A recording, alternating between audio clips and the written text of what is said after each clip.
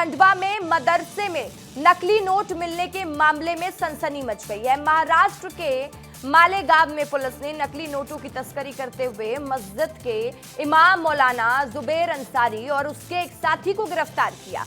आरोपियों के पास से 10 लाख रुपए के फर्जी नोट भी बरामद किए गए। गिरफ्तारी के बाद महाराष्ट्र पुलिस ने खंडवा पुलिस को सूचना दी और जिसके बाद दोनों प्रांतों की टीमों ने उसके किराए के कमरे और मदरसे पर छापा मारा।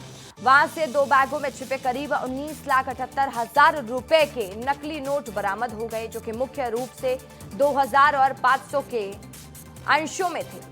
मस्जिद के इमाम की गिरफ्तारी के बाद क्या कहा है एसपी ने, वो अब सुन लीजिए। अभी तक की जो जानकारी हम लोगों ने मालेगांव पुलिस से ली, उसमें भी पता चला कि 29-30 अक्टूबर की दरमियानी रात को मालेगांव पुलिस ने 2 व्यक्तियों को संदिग्ध हालत में पकड़ा था। आगे और कौन इसमें शामिल है और किस तरह से इन्वॉल्वमेंट है, सब पहलुओं पे हम लोग जांच करें। नकली नोटों का खजाना, इमाम सरगना। खंडवा में मदरसे में पुलिस ने छापेमार कार्रवाई की। इमाम के घर में नकली नोटों का जखीरा बरामद किया गया। 19,78,000 रुपए के नकली नोट इमाम के घर से बरामद हुए। सभी नोट 500-500 रुपए की गड्डियों में थे। मदरसे से इमाम का नकली नोट का कारोबार चल रहा था। मौलाना जुबैर को पुलिस ने गिरफ्तार कर लिया है। इमाम के तार महाराष्ट्र के मालेगांव से जुड़े बताए जा रहे हैं। महाराष्ट्र के मालेगांव से गिरफ्तार हुआ साथी 10 लाख के नकली नोटों के साथ गिरफ्तारी हुई है। मध्य प्रदेश पुलिस ने महाराष्ट्र पुलिस से संपर्क किया है और लगातार पूरे मामले में जांच जारी है। तो देखिए, इसी से जुड़ा एक और बड़ा अपडेट है। खंडवा के मदरसे में मौलाना से मिले लाखों के नकली नोट के मामले में अब सियासी पारा भी प्रदेश का तेज दिखाई दे रहा है। खंडवा में मदरसे में नकली नोट पर सियासत शुरू हो गई है। कैबिनेट मंत्री कैलाश विजयवर्गीय का बड़ा बयान सामने आया है। मदरसे अवैध गतिविधियों के केंद्र बन रहे हैं।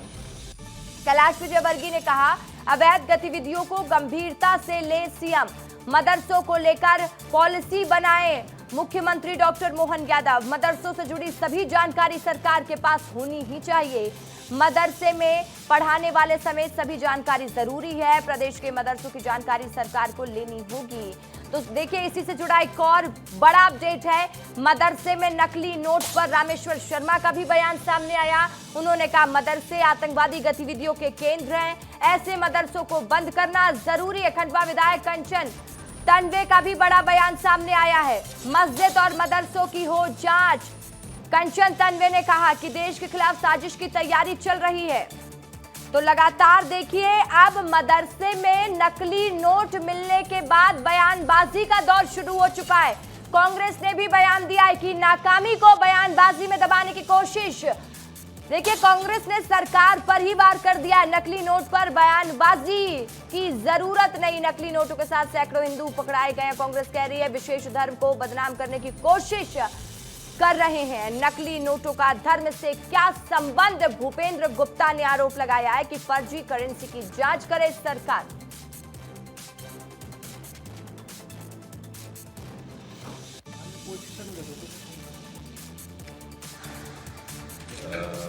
बाहर के लोग आकर इस मदरसा में काम कर रहे हैं और न सिर्फ काम कर रहे हैं बल्कि अवैध गतिविधियां भी कर रहे हैं।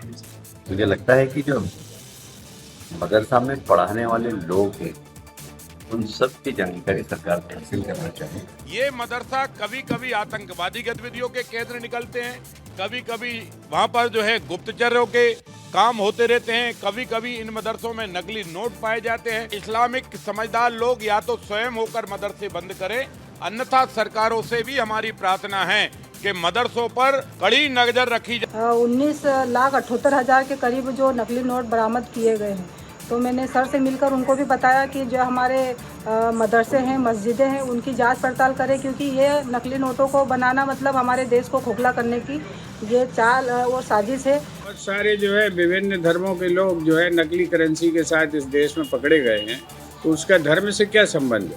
उसमें जो है ये टैग लगा के जो ये विद्वेष फैलाने की जो चेष्टा होती है और बदनाम करने की कोशिश होती है किसी विशेष लोगों को, ये गलत है। सरकार है, सरकार को फैसला लेने में किसी ने रोका है क्या?